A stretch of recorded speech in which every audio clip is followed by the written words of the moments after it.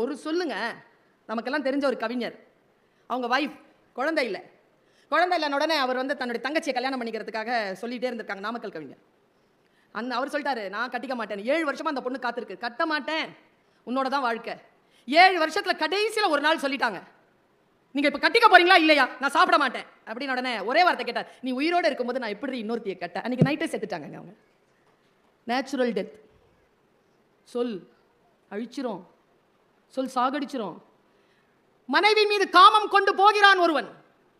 அவங்க அம்மா வீட்டுக்கு போயிட்டாவ, இந்த ஆளோட இருக்க முடியாதுன்னு. புயல்லாம் கடந்து போறான், மலை மேல இருக்க அந்த பொண்ணு வீடு, மலையெல்லாம் ஏறுறான், வேர்களை பிடிச்சிட்டு ஏறுறான். அப்புறமா தான் தெரிஞ்சது அது வேர்ல பாம்புன்னு.